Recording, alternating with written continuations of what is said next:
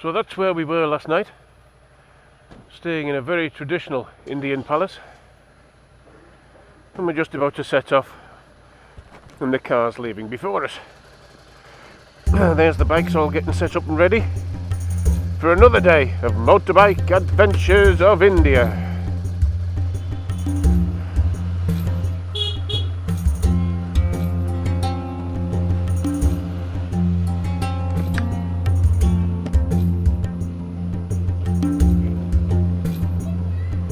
All the little kids going to school, all in their uniforms.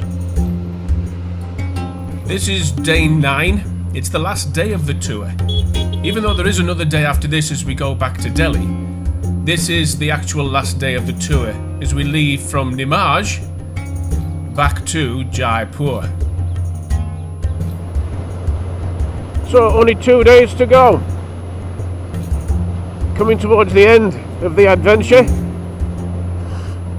Heading back now to Delhi.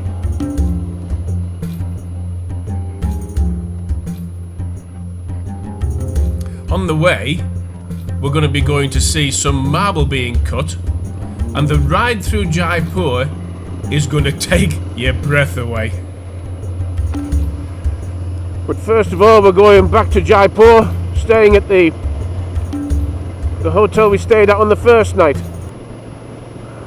So that's okay.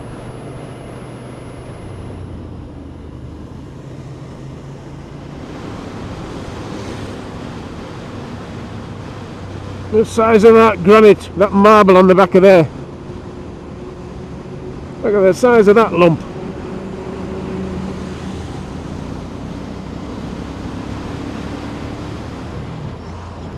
Then all of a sudden, Santosh decided we would have a little short break. So in amongst the traffic, let's pull into the left.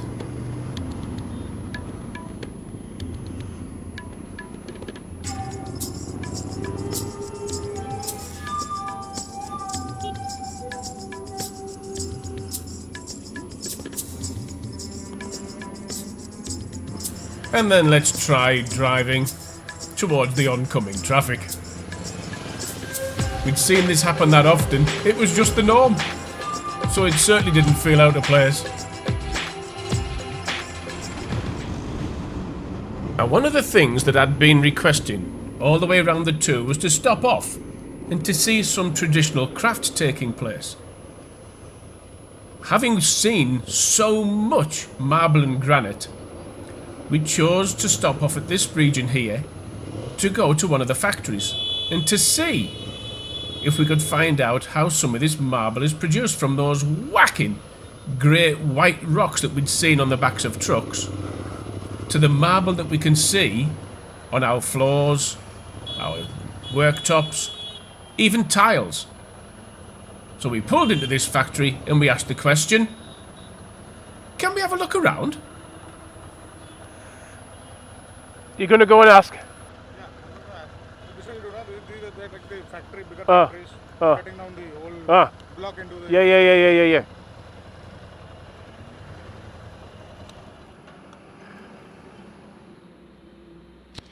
We've been given permission to walk around one of these marble outside showcase areas. We've seen on the trucks where huge chunks of white stuff, white rock, has been on the back of these, and this really is the end result. This region being somewhat famous for its marble and granite production, and hopefully what we're going to be seeing is some of that turned into some of this. And what we're going to be seeing now is the stone actually being cut.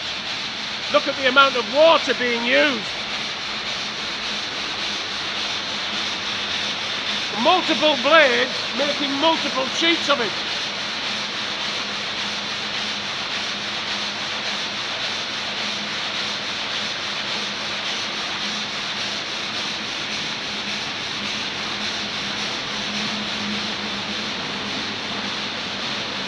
Belt driven by a big engine there with a bigger wheel, and then you get the multiple blades cutting through the rock using copious amount of water.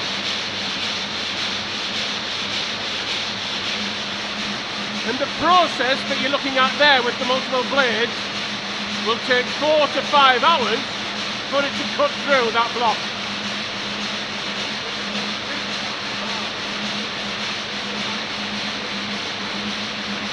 All belt driven.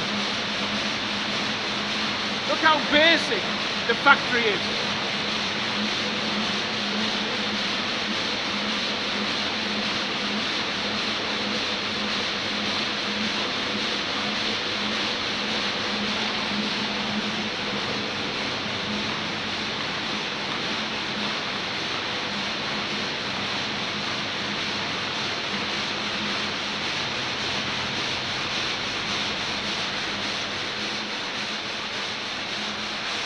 And that's what this area is famous for.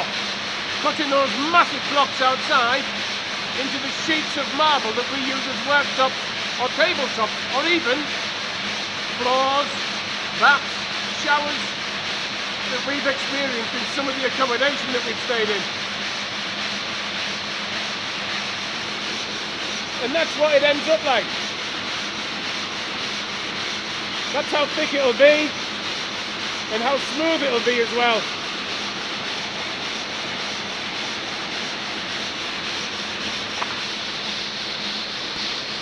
And there you've got the remnants of some of the grooves cut with the blades being used. And in addition to that, that's the wastewater.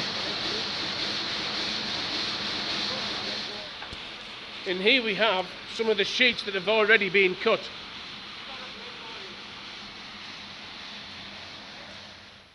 Now, not everything turns out right. That's life. So if you do get a breakage on some of the larger sheets, they come into the smaller machines here, so they can cut the best parts and still use them for flooring, for example. But then the scrap here can also be collected by people and made into a bit of a crazy paving floor. The water that we saw coming out from the cutting goes into those tanks there, and it's taken away for processing. So nothing, as far as they can achieve, is wasted within this process. You've then also got different colours.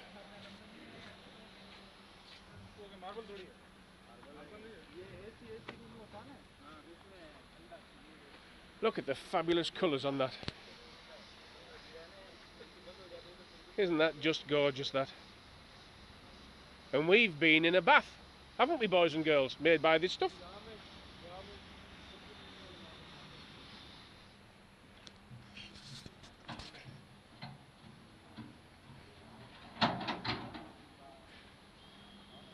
Now in Britain, there'd have to be block and tackle, scaffolding, hard hats, health and safety and everything to get that on the back of there. And it's just done as we would have done years ago. Just lift it up and put it on.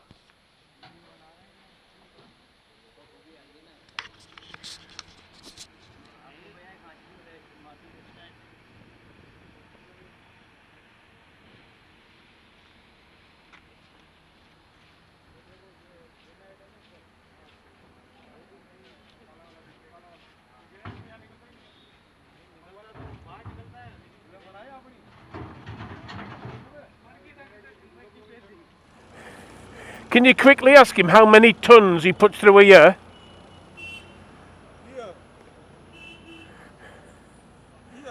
A year? Sure. Yeah.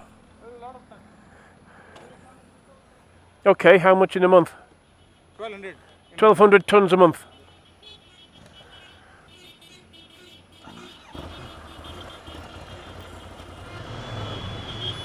Having had a wonderful adventure, we then started to come into the outskirts of Jaipur, and what you are about to see for the next 10 minutes is taking your life into your own hands and driving like they do over there. You've got two options. You either drive aggressively and live, or drive defensively and maybe not survive. But it was tremendous fun. Come on this tour and adventure just to experience this. you'll never think that traffic anywhere else in the world is bad ever again.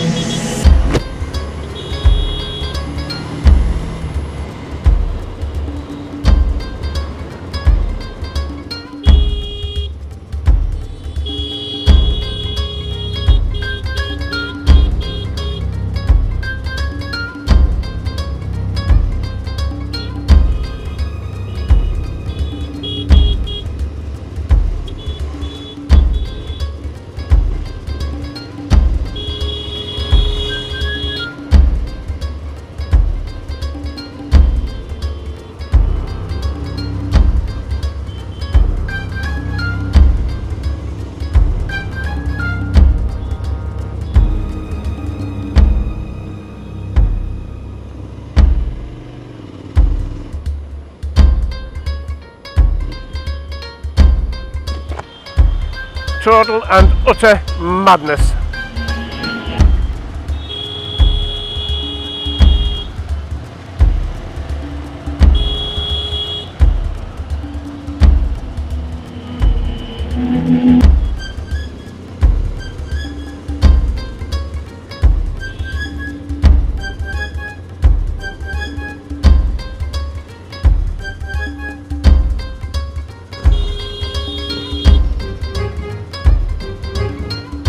It's fucking madness!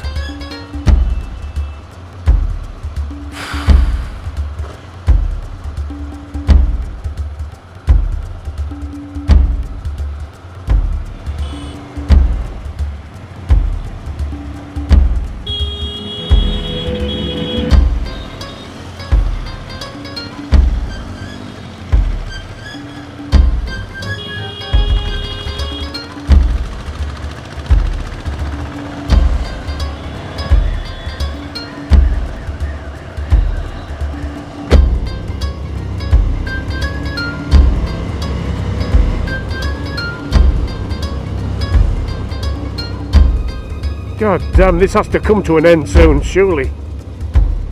Has to come to an end.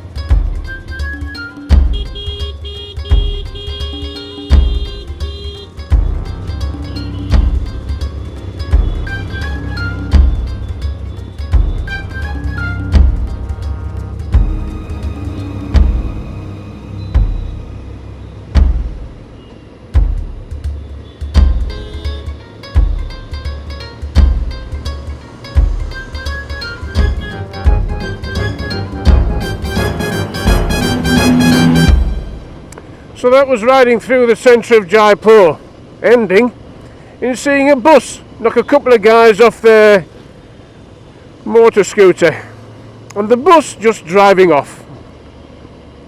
Unbelievable. Unbelievable. But then you've got the palace at the top there, look.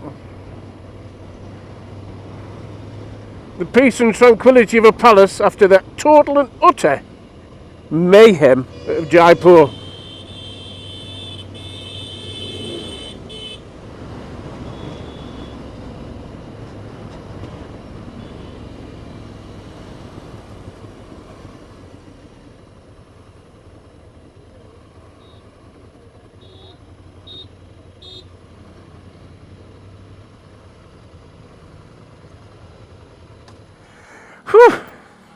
And there on the other side of Jaipur, you've got that fantastic view there, look. Isn't that just stunning?